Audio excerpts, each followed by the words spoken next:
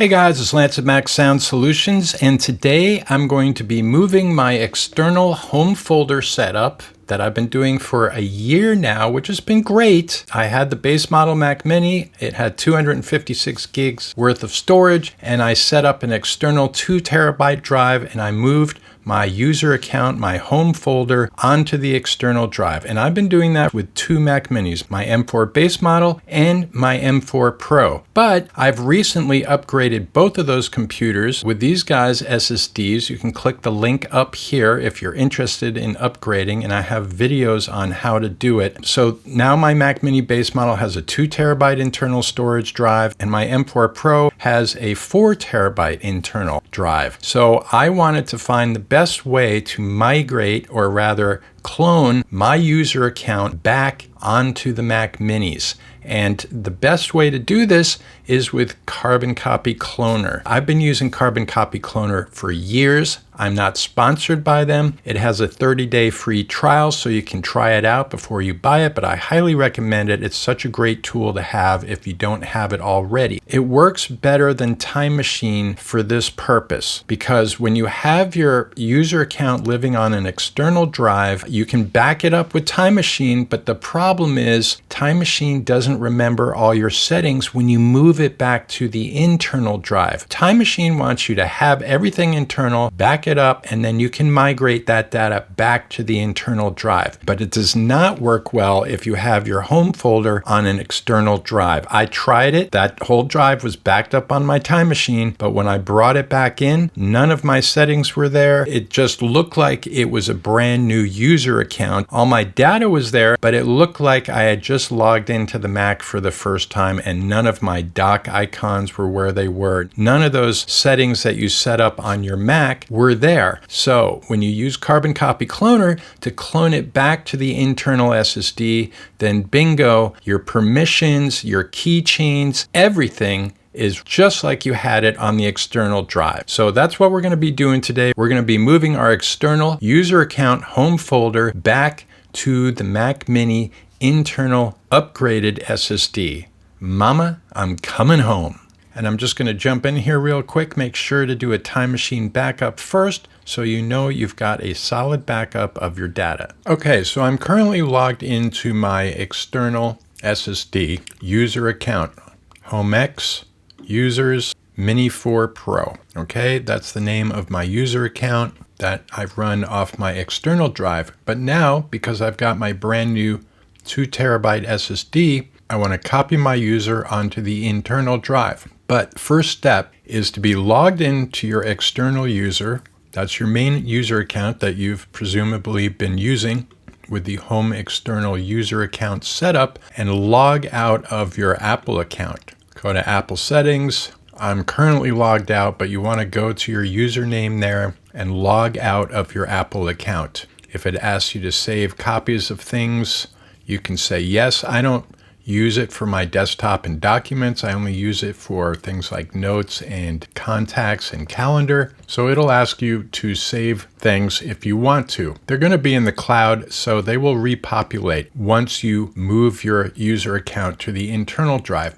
So you're going to log out of iCloud, and when the user folder is reestablished on the internal drive, we'll relog into our iCloud account. Okay? So now that we've done this, we want to log out of our external user account and log in to our backup internal user account. So I'm going to log out there, and my internal backup user account is called Tahoe Test User. You want to do the copying via the internal user account, not the one that you're copying from the external drive. In other words, you don't want to be logged into the account that you're trying to move. You want to be logged into the internal backup user.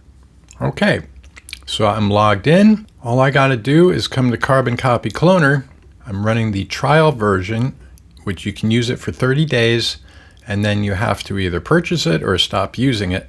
And it's going to come up with a clean task. It's going to ask you certain permission things initially when you first install it, but you just say yes to those things. You turn on the things they tell you to turn on, like disk permissions and whatnot. So now we're going to go to our users folder on the internal drive, and we're going to create our destination folder. So we're going to create a new folder. It's going to ask us for a password, and we're going to type in the exact same name that's on the external user account, Mini4 Pro.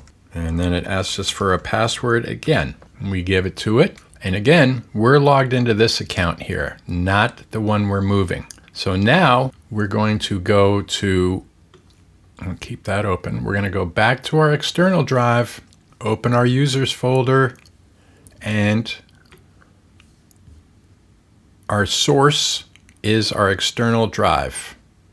And this is a folder to folder copy from the external drive to the internal drive. Now we go to our internal drive, which I got open already. Macintosh HD users Mini4 Pro. That's the folder we just created. We're going to drag that into our destination, and then we're going to hit start, and that will clone our user account from the external drive to the internal drive. And then all we have to do is reset the path, and we should be good to go. And we're going to hit start and let her rip. Going to fast forward here. All right, we're done cloning. We can get rid of Carbon Copy Cloner now. I'm going to shut it down, and then I'm going to disconnect the Home X drive. And then we'll log in, and we'll see what happens. Fingers crossed. And we're logging back into our test user account.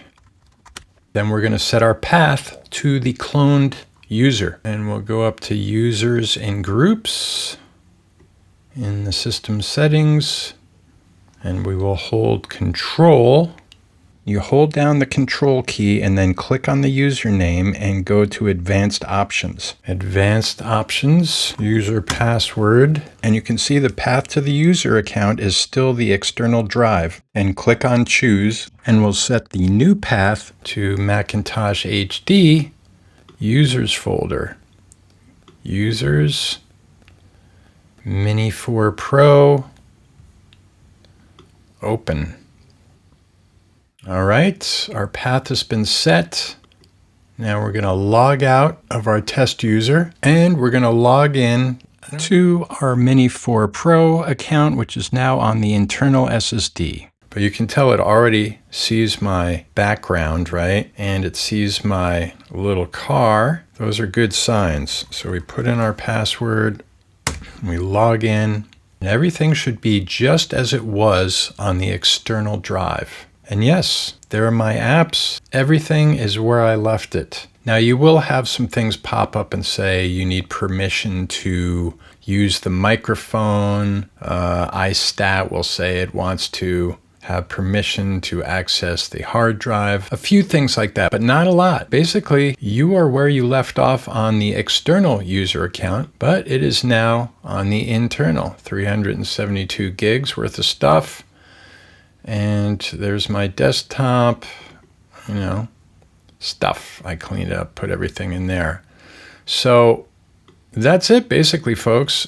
It's a clone. You're copying everything from that one external user folder to the new created internal user folder, and then setting the path to that folder, and you should be good to go. And now that your user account is reestablished on the internal drive, you can now log back into your Apple account. So if you've gotten this far in the video, you probably were using the external SSD setup with your applications, like big applications you also stored on the external SSD to save space, right?